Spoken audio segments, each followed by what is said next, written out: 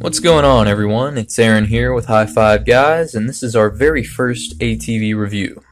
The quad that we're going to be reviewing today is a 2000 model Big Bear 400. This is the very first of a 12-year run, a time period where not a whole lot of changes were made in terms of appearance, but Yamaha did, however, add some useful features.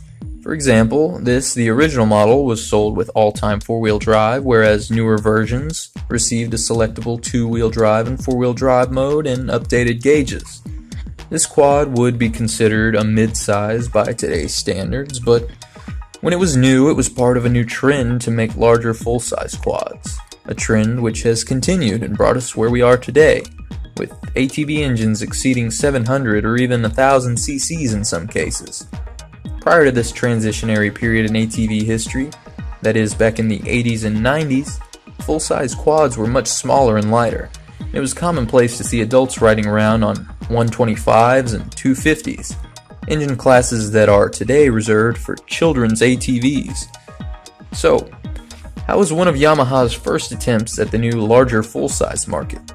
Well, it must have impressed some people because they have a pretty decent following and a reputation for being tough, sturdy all-around performers. And people bought plenty of them. After all, Yamaha kept the Big Bear 400 in production for 12 years with relatively unchanged performance. Speaking of performance, the Big Bear 400 was marketed as a tough, capable vehicle able to tackle any terrain. But that just isn't the case. Yamaha has made some great engines over the years, that's true, but this isn't one of them. The 386cc single overhead cam engine was only good for about 16 horsepower from the factory.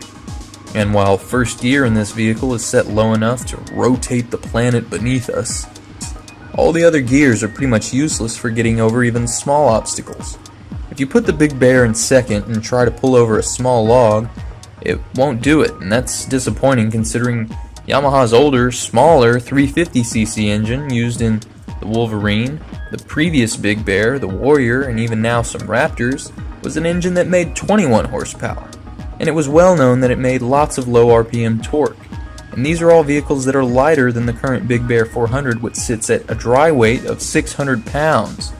At that weight, this quad needs the extra power to move around its sheer bulk. The early versions of this Big Bear had all-time four-wheel drive, like I mentioned, and that made steering feel even heavier than it should have. I'm pretty convinced that this quad is the reason that Yamaha started putting power steering in its ATVs. Way too much effort is needed to turn this thing.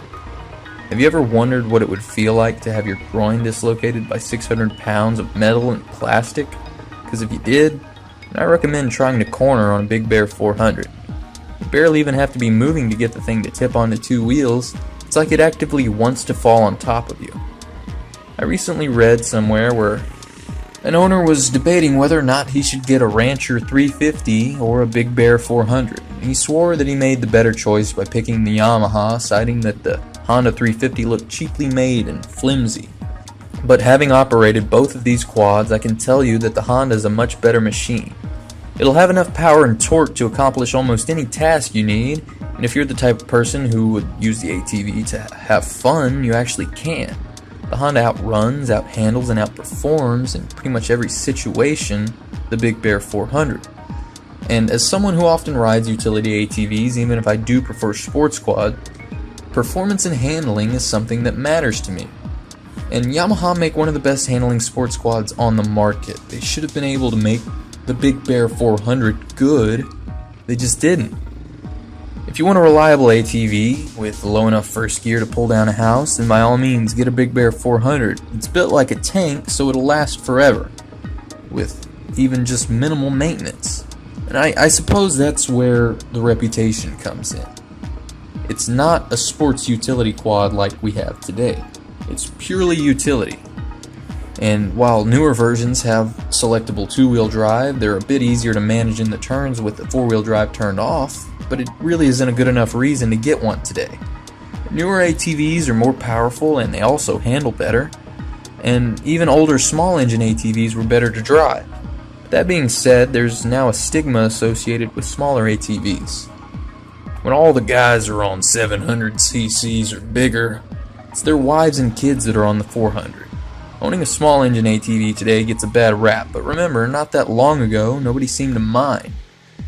If you don't mind a little criticism, then you can still enjoy a smaller and older ATV. Just remember, they were good enough for us back in the day. Alright everybody, that's going to do it for this review. I'm Aaron with High Five Guys. Remember to like, share, and subscribe if you're into this kind of content.